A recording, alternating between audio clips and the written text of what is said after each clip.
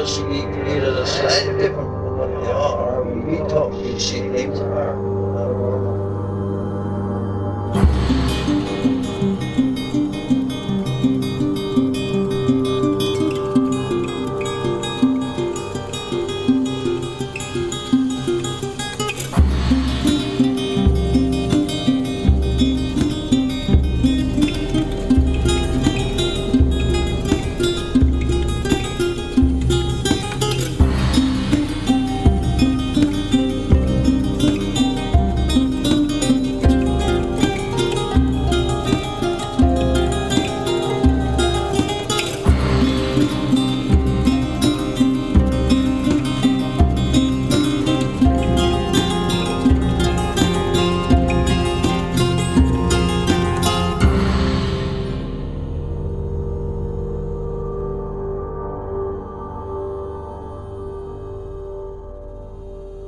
Welcome to Strange Familiars.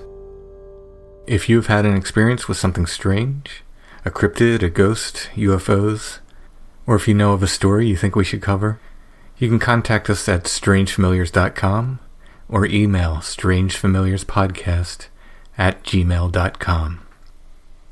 I've been getting a ton of email, so if anyone is waiting for a response from me, please be patient. If I'm taking too long, I never mind a little reminder. It's just one guy here doing all the email. I try to keep up with all the comments on Podbean, on Facebook, on Patreon, etc., but I might miss some sometimes. I'm not trying to be rude, if that's the case.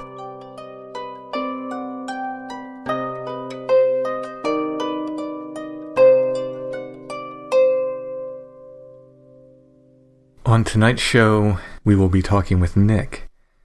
Nick emailed me in December with this very strange experience he had.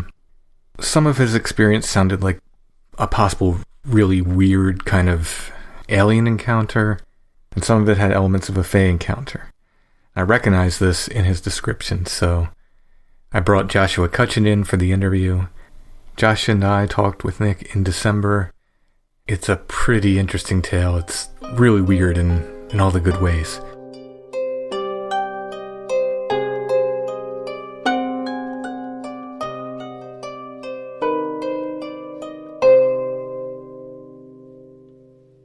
I'm going to try to contain my excitement. It seems like we've told Tim some really fascinating stuff that I don't know how you kept it together. So, eager to hear where you're coming from. If you guys are ready, I can just kind of start out and essentially recap what I had sent to Tim.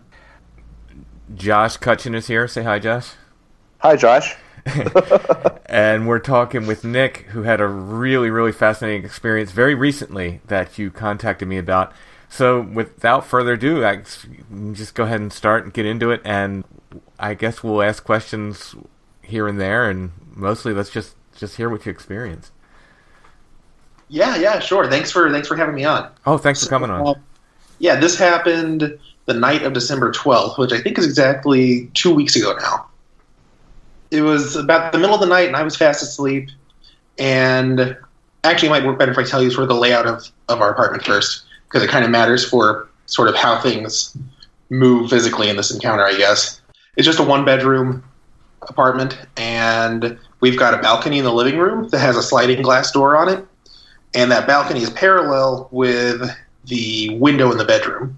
That's really kind of all you need to know for this. So it was the middle of the night, and I heard the sliding glass window to our balcony in the living room slam shut, which is like a really loud and distinctive sound in this apartment that we have. So I sat up really fast so I could go see what was going on.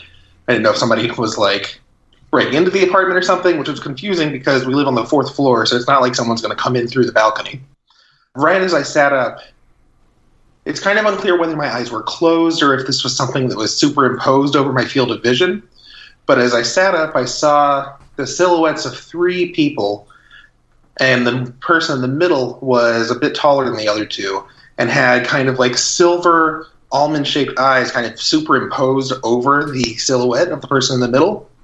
And I hear this voice. It's not a voice like if someone in the room was talking to you, but it was like a voice that felt like it was being projected into my mind, into my head, and it just said, "Be calm, be calm, be calm." And at that moment, it worked, and I felt a lot calmer, and I started to lay back down. And as I did, I looked towards the foot of the bed where there's a hallway that goes into our living room. And when I look over, I see a man and a woman that are maybe 3 or 4 feet tall, and they're completely naked. They have kind of whitish, silvery skin, and they're just kind of standing there at the entrance to the hallway looking at me. And they don't have any genitals. They don't have ears. They just kind of have holes to hear with. And then the one that I would describe as looking more male kind of has a more nondescript face with less well-defined facial features and just kind of black eyes. The female one was interesting because it almost looked like someone trying to dress up as a human who didn't quite get everything right, where she had sort of shoulder-length white hair, and there was just something about her facial features that were like, I don't know, not quite right. But neither of their bodies, these were sort of, I guess, the heads of adult humans, or a close approximation, but the bodies seemed like completely undeveloped, almost like kind of like the body of a child, except for there were no features, no nipples or genitals or anything like that. So they stood there, and we just kind of looked at each other eye to eye for a few seconds, which felt like a really long time in the moment. And then they ran down the hallway. So I look over at my husband, who's laying in bed next to me. He is completely like oblivious, dead to the world, asleep. And we have 2 dogs that were asleep on the floor, and they were also completely oblivious. So I ran down the hall and into the living room. And no one's there. It's like dead silent. Middle of the night, nothing's going on. So I walk out onto our balcony, and I look over at the window to our bedroom, which is parallel with the balcony. And I see the head of the more male looking of the 2 sticking out the window looking at me. And the odd thing about this is that there is a screen on that window, and throughout the totality of this encounter, the screen's either not in the window or this thing and myself just put our head through the screen magically somehow. But so I see that he's in our bedroom looking at me through the window. So then I run back into the bedroom. Once again, there's nobody there except for my husband and the 2 dogs that are passed out asleep. So I put my head out the window, and I see the female one standing on the balcony. And I tried to yell, like, hey, or something to get her attention. I'm not even sure why, but it just felt like the thing to do in the moment. And when I tried to, I was under so much anxiety, and this happens to me a lot in stressful situations, where my mouth was just really, really dry, and I couldn't, like, get out a single word. But I had seen that she had noticed I was there, so I stuck my hand out and waved. And when I did that, her body language kind of relaxed noticeably, and she waved back. So after that point where we kind of shared that wave, I saw that she went back into the house off of the balcony. So I went back down the hall from the bedroom, back to the living room, and then I remember seeing both of them standing next to each other, kind of similarly to how they were when I first saw them in the bedroom at the foot of the bed. And then that's where my memory kind of cuts out. So I black out or whatever, and then the next thing I know, I wake up back in bed, and I'm feeling still kind of pretty anxious and stressed out. And outside the bedroom window, I hear what sounds like just this enormous, huge, like hurricane-level windstorm. And it goes on for maybe 60 seconds or so. It's very intense, but very short. And then I fell back asleep somehow. And then I woke up the next morning, and I was like positively just like completely shaking. And I woke up a few minutes before the alarm went off, and I just laid there trying to gather my thoughts, kind of be like, what the hell just happened? Because it was beyond anything I've experienced. It felt hyper real, but also very bizarre at the same time. And then my husband woke up, and I kind of explained what happened, and he was like, well, you do have vivid dreams. That must have been like a crazy dream. And I was like, I don't know if I ever left the bed for this experience, but it did not feel like a dream. It definitely felt not just real, but kind of like realer than real, if that makes any sense. Absolutely makes sense to me. Like, I know that feeling. When I try to explain to people the quote-unquote abduction experiences I've had when I'm Like, well, it wasn't like a dream, but it wasn't like real life either. It seemed like more real than real life, if that makes sense. Exactly. Yeah. Because I've had sleep paralysis experiences before, but this was not like that at all. Yeah, we usually don't, and like you said, who knows if you actually got up, but even in sleep paralysis, you usually aren't able to get up and move around, you know? Exactly. But I appreciate to no end the fact that you're leaving yourself some wiggle room for whether or not it was possibly, a dream. Because, I'm of the mindset that imaginal and imaginary are not the same thing, and that an experience can be a dream experience and be just as profound and just as meaningful. I mean, if you look at, I think that, first of all, holy cow, amazing experience. I have a lot of stuff to unpack that kind of blew my mind. I was on mute, so I was actually laughing halfway through because of some stuff that really made sense. I'm like, of course that's what happened. But you look at a lot of representations of fairyland throughout, different cultures and whatnot.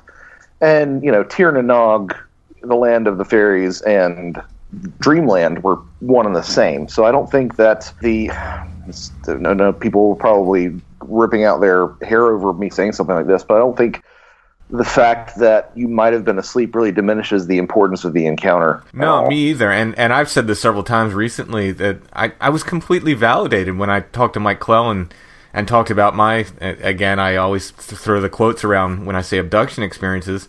And I said, I don't know if I ever left my bed. I really don't think I did. And Mike said, well, yeah, that's how I described mine. And I was completely validated by that. So I completely agree, Josh. Yeah. So is it okay for me to jump in with some observations? Oh, please do. Okay, so you think this was the 12th, or it was the 12th? Yeah, I know for a fact this was the night of the 12th. Because the next morning is when I sent the email to Tim. So you realize that's a Wednesday, right? Yes. Okay, so I've not seen anything in my own research that's really borne this out, but it was a big John Keel thing that UFOs, one of my 1950s NICAP guy, UFOs tend to be sighted most often on Wednesdays, and on top of that, Wednesday was traditionally held in Celtic lore as the most active day for the fairies. The 12th is also has two significant, because I just sort of did a quick Google while you're talking, has two significant feast days on it. One of them is the feast of Saint Columba, who is an Irish saint who has a not insignificant amount of sort of fairy lore connected to him. And it's also the feast day of Our Lady of Guadalupe, which is one of the most mystical Marian apparitions. Certainly in the New World, yeah. Yeah, absolutely. As a Christian at Christmas, this might be a little bit blasphemous, but, it's just the slightest of separations between a lot of these Marian apparitions and what we would call fairy lore in another culture. So those three things just jumped right out at me right away. I would ask you, so there's a couple questions I have. You mentioned that something was not quite right about the female's appearance. What was the expression that you saw? Or was there any expression? Or like, when you say not quite right, was it like not quite right in terms of like ill-applied makeup, that kind of not quite right, or not quite right in terms of like melty and malformed, or like a Halloween mask, or like what do you mean by not quite right? Yeah. So for the female's appearance, when I said it felt not quite right, you asked kind of about the facial expression. I would say the male one didn't have much of a facial expression. The female one definitely had kind of like sort of a smirk on her face, I would guess. Okay. I guess. But she did have kind of some eye makeup that looked sort of oddly applied, like in a strange way. And there was something about her nose that looked not quite right. Like it wasn't necessarily like centered or shaped the way that a nose is usually shaped. But her face definitely didn't have kind of like a Halloween mask appearance. It was kind of like someone had tried to put on makeup and maybe like sort of a prosthetic nose or something to look more human, but hadn't necessarily done it quite right. Interesting. I'm reminded of, well, not only sort of these explanations or these descriptions rather you hear of of the Men in Black sort of appearing uncannily not quite human, but are you familiar at all with the work of Dan Mitchell? No, I'm not. So he's an experiencer who has had, and your mileage may vary on this. Mine does too. I mean, I'm not entirely sure I believe the entire story myself. But he is an experiencer from Wisconsin who has had a lifelong interaction with what he describes as this Harlequin sort of character. And what he often talks about is this sort of, it appears as this sort of androgynous, leaning slightly towards female sort of character, but it always has this sort of malformed sort of look to it, in the sense that it just doesn't quite nail what it means to look like a human being. And you mentioned the smirk. If I recall correctly, a lot of Mitchell's experiences are of this entity having sort of a surprised or sort of smiling sort of look on its face. So I think that's, I don't know what to make of that. I'm just going off the cuff here. It seems really interesting. I think it's really fascinating and validating in a lot of ways that you were unable to wake up your husband. That's something that you see. Actually, since we're Tim and I are doing this weird Bigfoot book together, you see that not only in fairy lore and alien lore, but also in Bigfoot lore. I have a couple different cases of people falling asleep and you can't wake them up when there's a Bigfoot around. There's one person is experiencing it and nobody else does. I think it's echoed also in the accounts where, which again has happened to me twice, where I see something and you're trying to get the other person's attention and it's like it doesn't register for them. Yeah, that sort of disinterest that people have. Mm-hmm. Which, even with people who should be really interested in these things, sometimes I've talked to multiple researchers. There was a guy with Georgia MUFON who he's like a charter member of MUFON in Georgia, and he stopped by the side of the road and saw this amazing crop circle and said, "Oh, I guess I better get back, get back home." And then he got home and he's like, "Why didn't I take pictures? Why didn't I do any of this stuff?" And I've heard that sort of thing time and again. Can I ask you to describe the sound, the sort of whooshing wind sound that you mentioned? Yeah, so, kind of the sound like at the beginning of a thunderstorm where things are getting more intense and the winds are kind of like whipping up and building intensity. It kind of started like this, but on a much higher level of intensity than you would normally hear in like a sort of a typical run-of-the-mill thunderstorm. I didn't hear any thunder, but it was kind of that level of sort of build-up. And then it got sort of to like a sort of fever pitch where it was just like roaring wind outside for, maybe the first 15 seconds would build up and then a roaring wind for the next 30. And then the last 15 would be, kind of dying down until there was nothing left. See, that's interesting to me for a number of different reasons. It was commonly assumed that, sort of the motif of a storm being a passageway or a means of facilitating travel to the other world is common in worldwide folklore, but also that the idea of the fairies traveling on winds is something that's very specific to the British Isles. I can't tell you how many stories I've read where, for example, a changeling is left behind and the mother describes this sound like 1,000 birds flapping their wings or something along this line. Just sort of this hum of, wind and air that occurs in numerous stories that I can think of off the top of my head. Are you comfortable with me asking what your heritage is? Yeah, no, that's fine. Actually, that's a good question. My family's mostly Irish. Oh, okay. Got it. Yeah, my my maternal grandmother's last name is McCrae.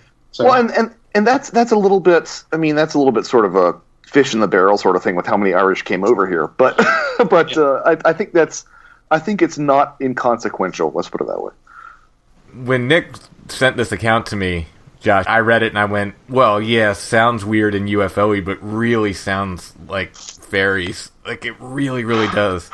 Well, I'm over making that distinction. Like, I'm just done with separating that out. Right.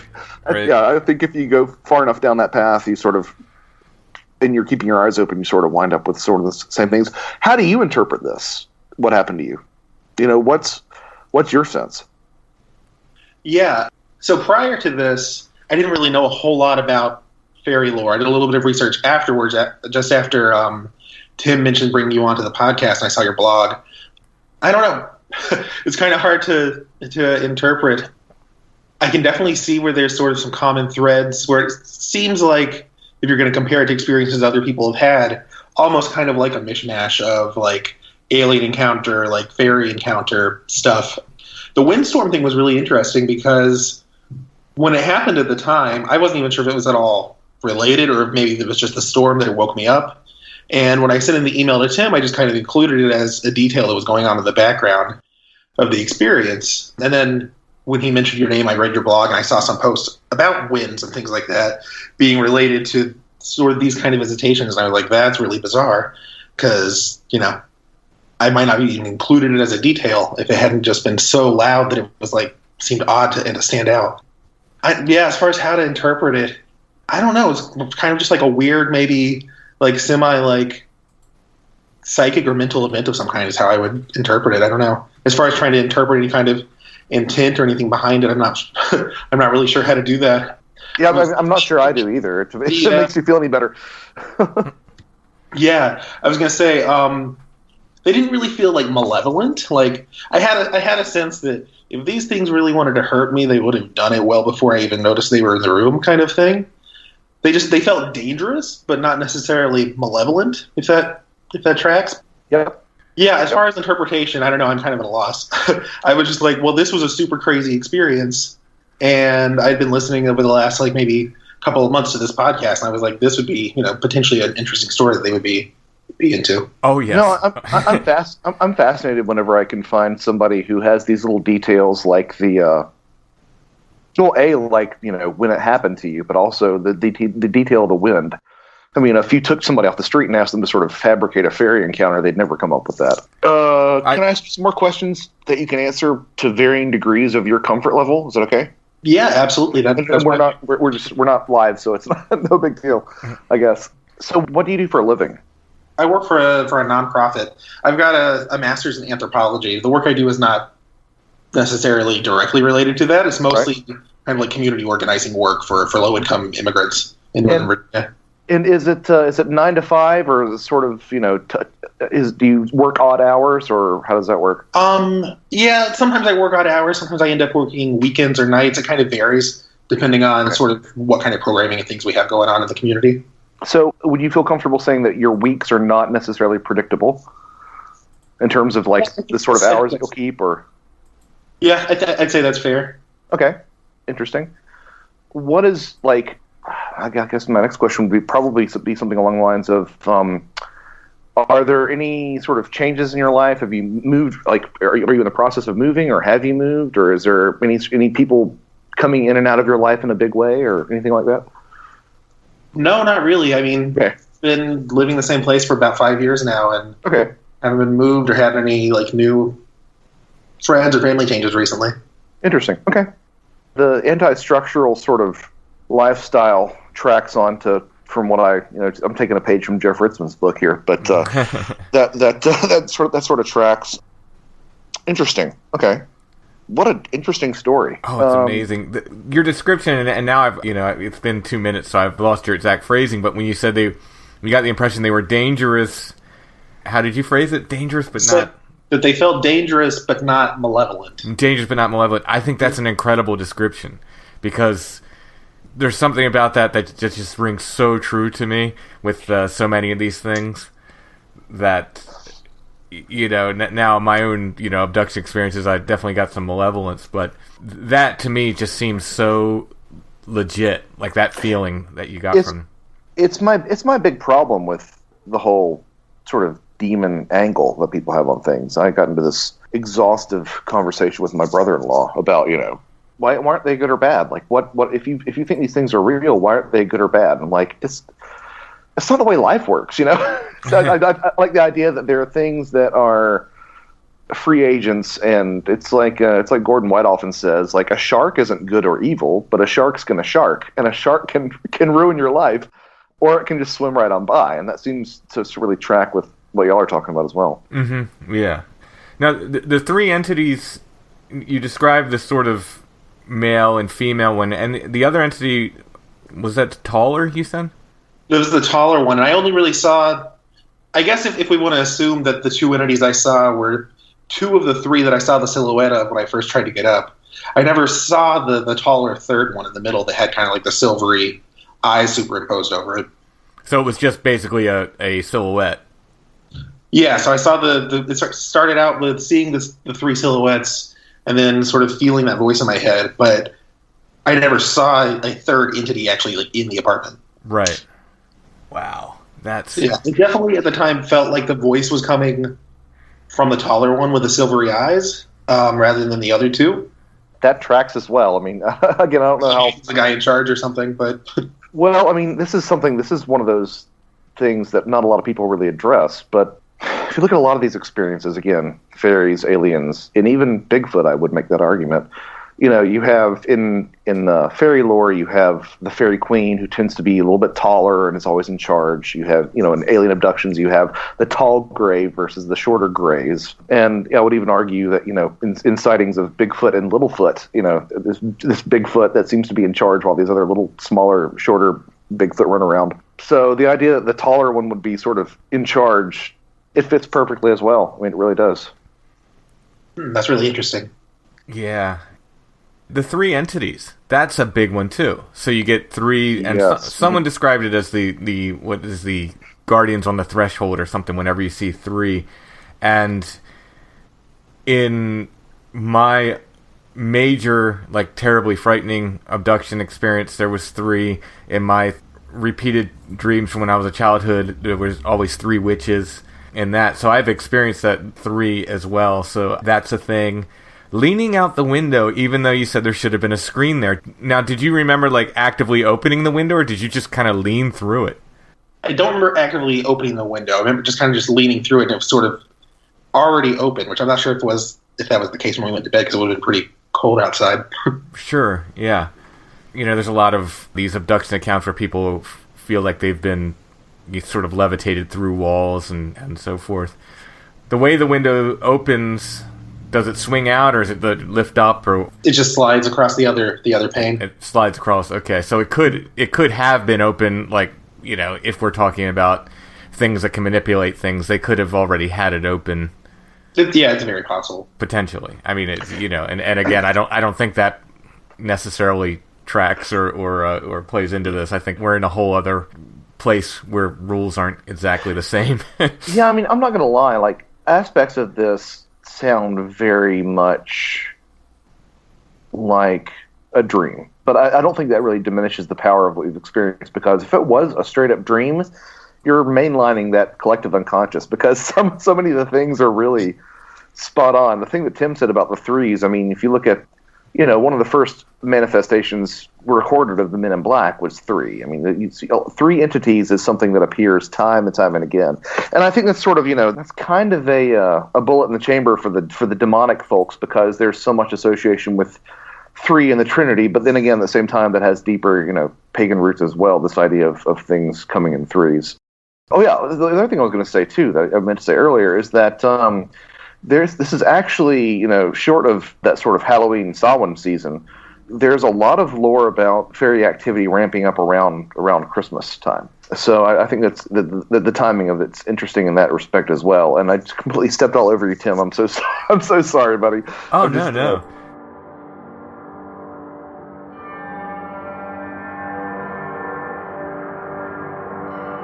Strange Familiars is brought to you by our patrons.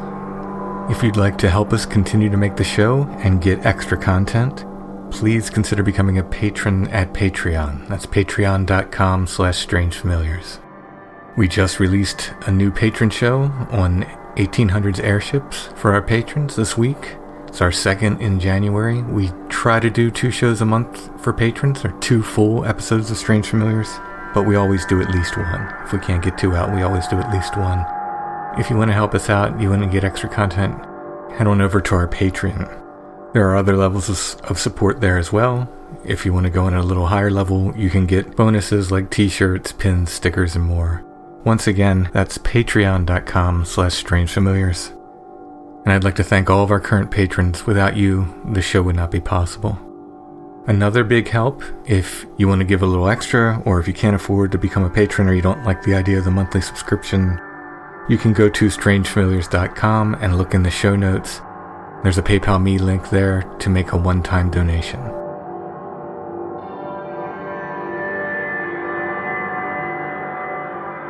I know you said that the 2 entities that you got to see, I guess, repeatedly, in your apartment.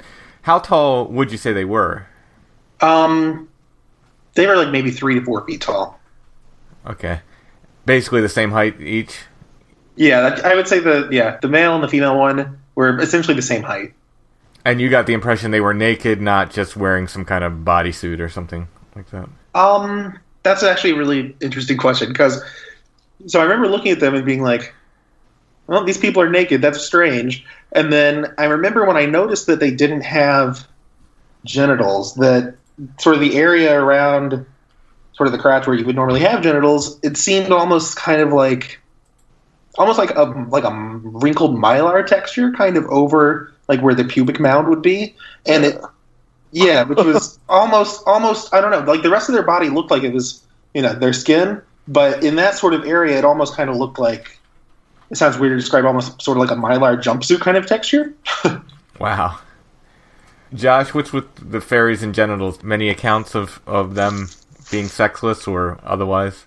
I've never run across a description of fairy genitalia, but I would assume that given sort of the lore and their propensity for interbreeding with humans, that is not the case. I will say that reports of nude alien greys not showing genitalia are legion. And I'll also say that, I don't know if this has anything to do with it, it's just sort of the mindset that I'm in, but, Tim, how often do you hear about Bigfoot dongs? It's not often. It's out there, but you don't hear about it, it's not like, it's not a super common thing either.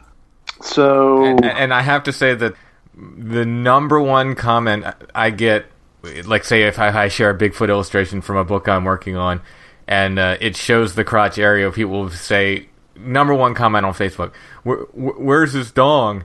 Or some variation thereof, and then I will have to explain, well, interestingly enough, most people don't report seeing one. To be fair to the flesh and blood apers, I don't notice, whenever I go to the zoo, I don't notice ape genitalia either.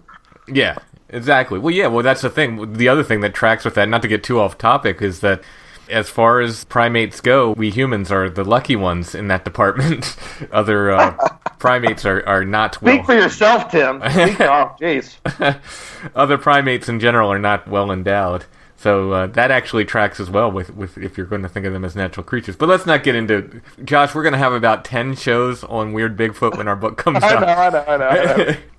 So that tracks more with like sort of the alien encounter mythos than it does the fairy thing. I mean, so stepping aside, like not necessarily genitalia, but as far as private parts go, the more female of the two, were there any sort of, you might have said this, but were there any sort of breasts or anything along those lines? So no, as far as from sort of the neck down, they looked essentially identical. Interesting. Okay, because that is something that you do run into a pretty regular. There wouldn't say plenty, but there are definitely descriptions of fairy breasts. So that's interesting that it was sort of nondescript from the neck down. I'm very, very interested in the sequence of events where you're on the balcony. So you were on the balcony first and saw, was it the female leaning out of the window? No, it was actually the other way okay. around. So I went on the balcony first after I kind of just sort of chased them down the hall, and I saw the male one's face kind of hanging out the window looking at me. Okay. Which is when I went back into the bedroom and then saw the female standing out on the balcony. Okay. That sequence of event is it's just so weird, but it's creepy, but it's amazing. And then, so you waved to her, which... Yeah, I don't really know why. I just felt like I needed to get her attention for some reason. I don't really know. Yeah, I didn't really... It didn't feel like anything that I was doing during this encounter necessarily had like a clear intention or reason behind it. It just kind of felt like the obvious and natural thing to do, as far as like trying to chase them through the apartment or trying to get her attention and those sort of things. Right. It seemed like a natural response, her waving back, or did it seem like she was sort of aping your wave? No, it seemed like there was sort of a recognition and like a natural response that you naturally wave back to someone who's waved at you. That sequence is so amazing and so creepy. That's one of the things. Like when you first emailed, it just stuck with me. That whole sequence of events. So in any of my, so-called abduction things, I've never been able to get up. I've always been locked into bed, basically. Yeah, over the summer, I had several sort of like sleep paralysis, I guess would be the best experiences, where I would wake up and I would be completely unable to move. And there was like this huge, like 6-7 foot tall black praying mantis just kind of standing either at the side of the bed or the foot, just looking at me, being sort of very creepy and imposing. And that happened to me so many times over the summer that I would wake up and be paralyzed and see this thing and be like, oh, it's just that guy again, and then go back to sleep. Wow.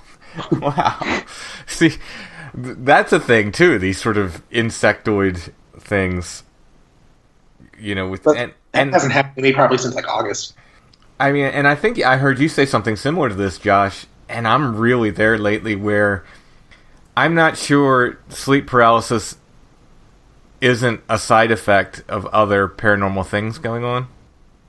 I mean, yeah, I hate this idea that, it's just sleep paralysis. Well, that's a huge statement to make, It does that sort of reductionist skeptical thing of conflating a vector for a cause, right?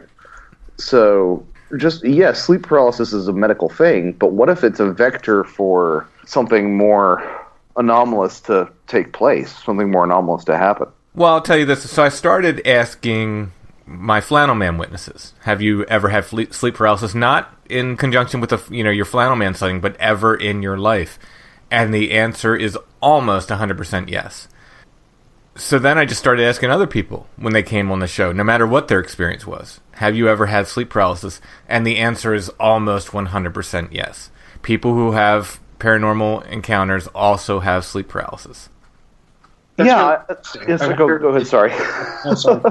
No, it's okay. No, I was going to say, I wonder if there's something in people's like neurological makeup that makes you more likely to experience sleep paralysis that somehow also makes you sort of more likely to have these other kind of paranormal experiences. Yeah, that's sort of been my attitude for the last little while, is that, I think that if you like saying that there's something to the fairy experience and the alien experience, I don't think you can go too far into these subjects and be intellectually honest and not see that there's a strong altered state of consciousness component. Not necessarily drug induced, but just literally like altered states of consciousness, and that's what dream time is being in dreams is by definition an altered state of consciousness. So there's this Aboriginal concept that Sarai Ascath from Where the Road Go actually sort of introduced me to. This idea of, big dreams and little dreams. And big dreams are the dreams that actually have some sort of legitimate, substantial impact on your life. And little dreams are the dreams that are just sort of like, fleeting. They're like, I was walking down the street and my hat was made of jam. And then I saw a cat that said, "Good evening, sir." Like this sort of nonsensical. I, myself, am unfortunately little dream prone. I don't have many big dreams, it doesn't seem. Actually, it's a pretty good question to ask, too. Have you been aware of any dreams sort of manifesting things in your life at all, at any point, or seem to have a predictive quality at all? I don't want to go necessarily to the step of saying I'm having like prophetic dreams. Right. But I've definitely had, and I know there's a name for it, I can't remember what the name is, where it's kind of like deja vu, but it's that you dreamed it instead of that you lived it before. Deja rêve. You'll be in a situation, I've had this many times, I've been in a situation and someone says something and it triggers a memory where I'm like, you know what? I just dreamed this like a week ago or a few days ago. And then I'll be like, well, this person's going to say this, and then somebody else is going to say this, and then they'll walk through the room, and then something else will happen. And then it'll play out almost exactly how I remember it playing out in the dream. So that has, I have had, I think that answered your question. I have had things like that happen to me before. It's Deja Rêve is the name for it. Deja Rêve, yes. Mm-hmm. In your past, have you ever had any other experiences with, shall we say, the other ghosts, anything like that?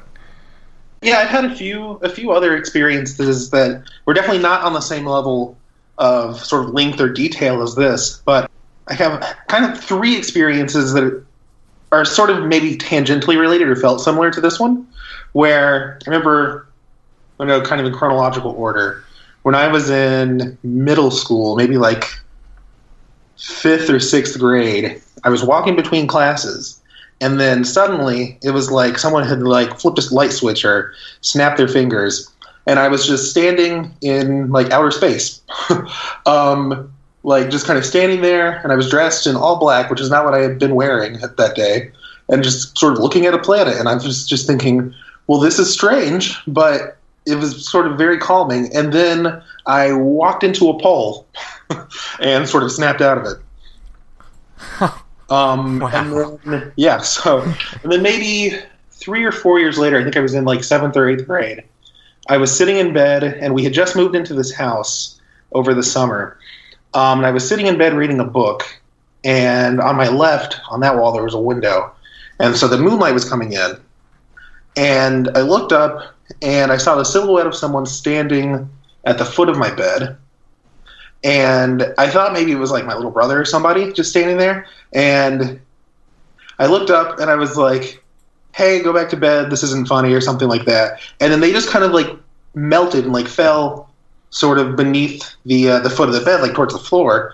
And I thought maybe it was my brother still, and he had like crouched down at the foot of the bed or something to mess with me. So I got up, and I turned on the light switch.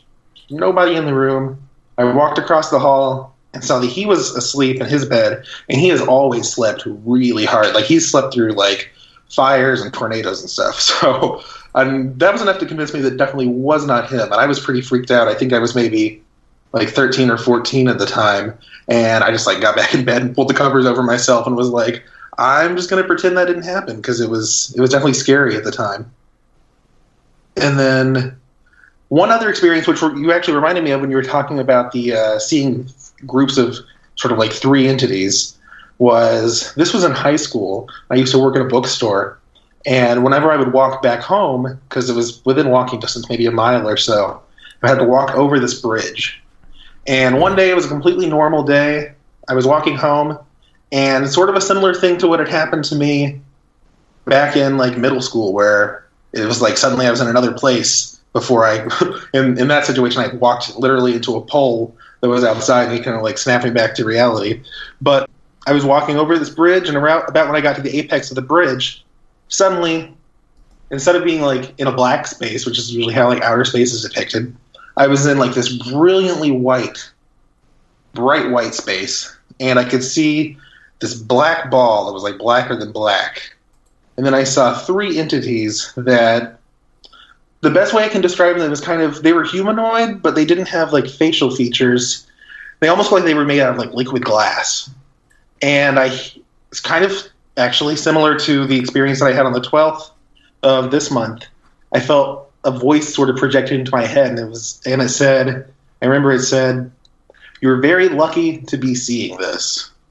And the 3 entities kind of put their arms, they didn't have hands, but their arms over their head, and the image of the black ball just kind of zoomed in, and I realized the black ball was, I guess you could say, the Earth or any other planet. It was clearly a planet, though. And almost like out of the dirt, like a plant would grow, all of the plants and animals and things living on this planet just grew out of the dirt, almost like they had roots. And then suddenly I was back on the bridge again, and it didn't seem like any time had passed, and I just walked home. Wow. Yeah. Interesting. And there wasn't a sort of a missing time element when you got home? You got home at approximately the correct time? I think so. I didn't think to check the clock or anything at the time, but you I didn't didn't notice home. it. People were like, "You've been gone for hours" or anything like that. Right. It seemed like, from my subjective experience, it felt like maybe it was like a 5-minute interlude where suddenly I wasn't on the bridge anymore. Mm-hmm.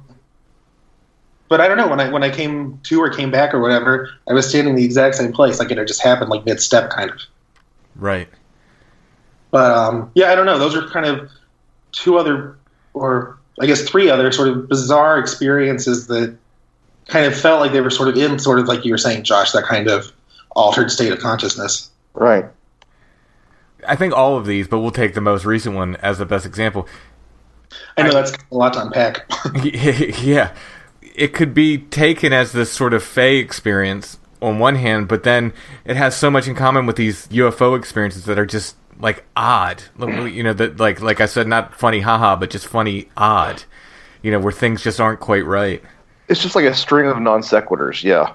You'll find that a lot of times where whatever they're doing whatever these entities are, whatever they do just seems inconsequential and, just doesn't make any sense, just where, you come thousands of light years to touch someone's nose and walk away. It's just silly stuff like that, where it doesn't really seem to map onto any sort of profound meaning, which, I would agree with that too, because if this was an objectively real experience, what purpose did they serve? It sounds like the event itself was profound for you, but it doesn't sound like, revealed the meaning of life to you or anything along those lines, right? No, not at all. Exactly. It was kind of, I don't know, specifically with the one on the bridge, it almost felt like I had just walked into a room in the middle of a meeting that I wasn't supposed to be in or something, where none of them felt like they had a sort of a narrative structure or some special meaning to me, or that I was chosen or anything like that. It was just kind of like I said, just kind of walking into a room you're not supposed to be in, and you're like, oh, there's weird things going on in here, and then you kind of walk back out, to where they didn't really seem connected, but they all seemed sort of strange and sort of moments out of time or out of reality. When the most recent event on the 12th, when that was happening, do you remember noting while it was happening that that it was strange that your husband was sleeping, or was it just you kind of realized it later, oh, he slept through that whole thing? At the time, I remember kind of thinking how could you possibly be sleeping through something like this? But it didn't seem strange or paranormal that he was asleep. It was just well, you happen to be unlucky that you were asleep while this is happening. And since that time, he's not gonna sign off on anything more than this is just a vivid dream, do you think? Yeah, he's definitely the more skeptical of the two of us. I don't know. I mean, if somebody else told me it happened, I might think the same thing and be like, "That was a crazy dream that you had," Yeah, and I'm not saying it's not. I'm in agreement with Josh that even if it was a dream, it's still an incredibly powerful dream. That's sort of you're channeling something from the collective unconscious of these archetypes and so forth that we talk about so much on the show. Wow, it's such an incredible experience. Josh, do you have any more questions? I'm sure as soon as we hang up, I'm gonna think of one, but at the moment right now, no.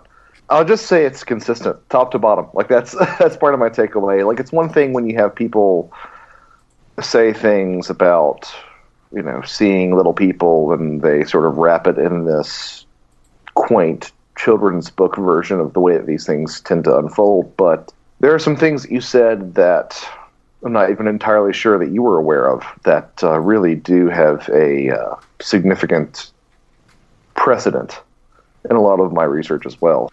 Yeah, I guess my other question would be, if you don't want this to happen again, let me know, and I can give you some advice. But yeah, really, really, really fascinating stuff. Thanks so much, Tim, for bringing me in on this. Oh yeah, that's when I read it, I was like, okay, I'm gonna have to bring Josh in on this because there's a lot here, and I know it was actually the whooshing wind sound that I went, okay, yeah, that's something. I know that's something in Fairy Lore that I've read in Josh's books and so forth. So this needs to be a group chat here. Yeah, totally. Well, Nick, keep us updated. Thanks for taking the time to talk to me. Oh yeah. Thanks so much for sharing your story, and keep us updated if anything else happens. Yeah, I will. I mean, other than having some trouble going to sleep for the next couple of weeks, just kind of right, a little on edge. Nothing has really happened since. If something does happen, I'll let you know. But if you think of any other questions, once you hang up, you can feel free to email me, and I'll try to answer to the best of my ability. Sure, yeah, and well, I guess that is the last question is that so the nights following this, it didn't seem like it was an incredibly disturbing or frightful experience. Weird, but you didn't seem incredibly frightened by it. You can correct me if I'm wrong there. So I wasn't really, like you said, I wasn't super scared or terrified or anything in the moment, but sort of after, and the day or so after, I just remember being, I don't know, kind of residually traumatized maybe for a little while, where going to bed at night I would have kind of a fear that's oh, I'm going to see them again and something's going to happen, which never happened, thankfully, I guess. Although if it had, it may not have been, some horrible event, because this last experience wasn't. Yeah, at the time I was definitely not scared. I was more like curious maybe and kind of amped up on adrenaline. But afterwards, after like replaying in my mind, it was kind of a scary experience in retrospect. Yeah, I get that too, definitely. But I think, like you said, if they wanted to do something, they would have done it while you were asleep. Certainly, these things prove to us consistently that they have control over the situation, and we're just there. Yeah, absolutely. I definitely did not feel like it was a situation that I was in control of. Yeah, and I think that's, at least in any of my sort of, again, quote-unquote abduction experiences, that seems to be the message over and over again, that we're the ones in control here. You're along for the ride, for better or worse. Amazing. It's an absolutely amazing account. Thank you again, Nick, for sharing that. Yeah, you're welcome. I hope it's useful. And Josh, give your website. Oh, JoshuaCutchin.com. Stay tuned for Weird Bigfoot. That's all I'm thinking about nowadays is Weird Bigfoot. So it's a mountain. Soon. It's a mountain we are currently climbing. So yes. We'll get to. Okay, Nick, thanks so much, and Josh, thank you. And thanks so much, guys. Really, really loved it.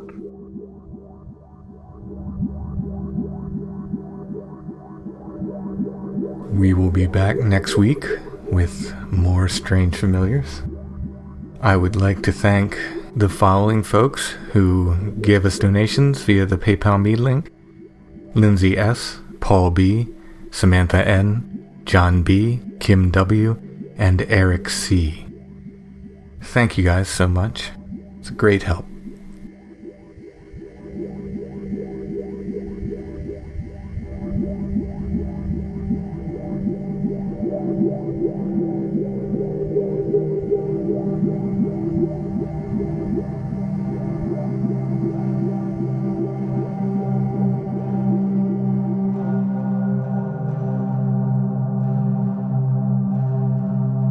Strange Familiars is brought to you by Dark Holler Arts. Music, books, art, podcasts, and more, darkhollerarts.com. If you are on Facebook, you can check us out, facebook.com/strangefamiliars. And we also have the Strange Familiars Gathering group there as well. Intro and background music is by Stonebreath. Go to stonebreath.bandcamp.com for more.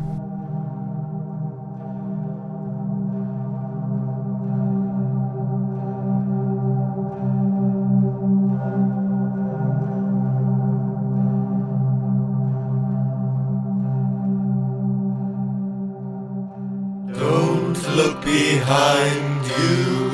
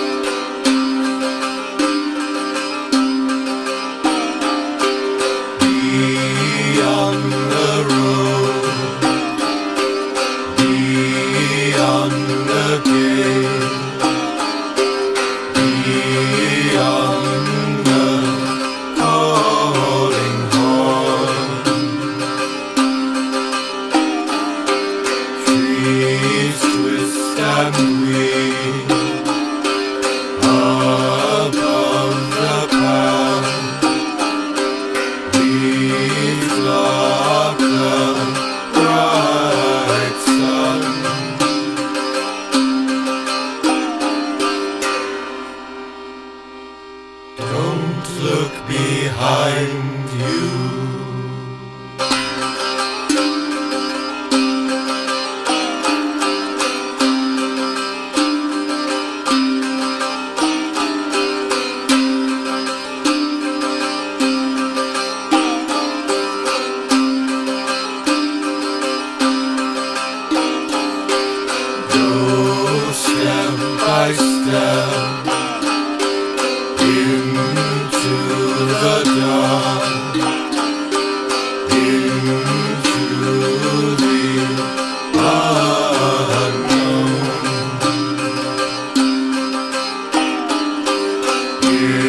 the footsteps fall.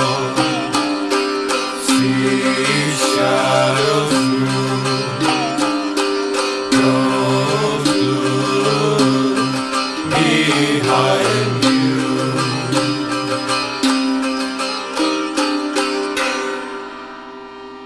Don't look behind you.